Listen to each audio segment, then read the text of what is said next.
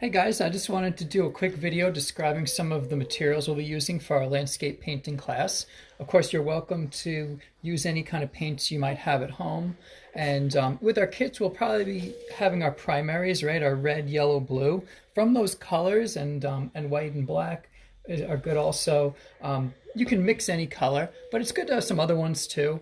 And I like to arrange my palette from cool to warm colors. So cool colors are some of these ones, these blues and greens, and then they start to warm up, right, and get into the yellow, orange, red, and then right, purple back in the circle again for the colors. And then I like to also have, sometimes it's nice to have some of these earth colors, right, like your yellow ochre, burnt sienna.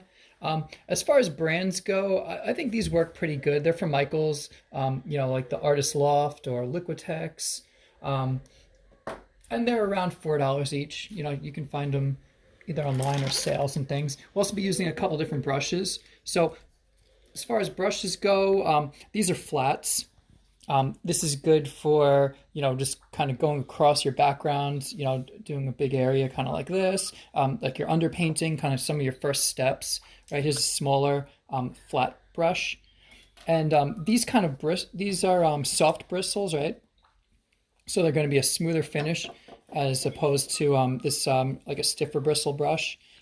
When you feel them in person, you'll be able to tell the difference. And sometimes these are good for kind of like a scratchy texture.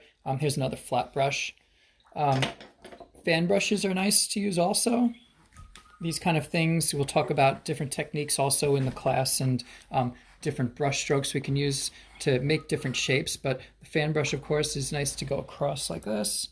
Some kind of motion, or clouds, grasses, kind of things are always good to use. And these are the round brushes. I like this is kind of like a medium and a small round brush for detail. And of course you can go expand your kit larger and have, bigger round brushes, smaller detail ones till it's like a really fine tip, like a one hair brush if you want to develop that much of a range in your brush kit.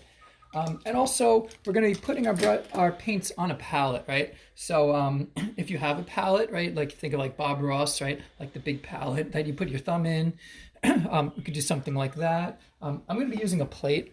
Disposable plates are nice. And what's good about this also is I could put plastic over this if I needed to, maybe spray it with a bottle to preserve some of the colors. And right, as far as arranging the colors, I have them out like this. I'm just going to put about, that's probably a good amount. And then you could always add more, or I like to have a nice area in the middle to mix. But that is my violet. This color here is phthalo blue, which is a nice dark blue. This is my light blue, or my cerulean blue, like a sky blue color. Then we have our dark green. And here's a middle green. This is called permanent green. That's kind of like a nice emerald green color, right? And then we have our yellow. And as far as yellows go, this is kind of like a medium yellow. If you were painting lemons or something with a bright yellow, there's a color called yellow light, which is really nice. Sometimes you can't mix that color, but we can get close by mixing white in the middle yellow. Right, a nice orange, red. Right, so I'm making a little bit of space here and working my way across, right? And then that's red, and then that goes to the violet again. And then I might put a little bit of the white, right? These tubes, I always think of like toothpaste. If there's a lot stuck here, one like this, let's say. Sometimes it helps to kind of fold them like this so that the paint goes to the top.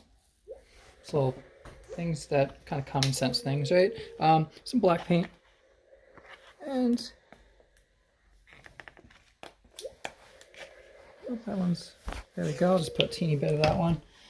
And for a 2-hour, hour and a half, 2-hour painting, it's usually good. It's usually a good amount. I can always add more later if I need. And then also I should mention a palette knife is good sometimes for mixing, because then you can scoop a little bit and kind of mix in the middle. But you can use brushes also to mix. And I'm looking forward to going into more details with you guys on Wednesday.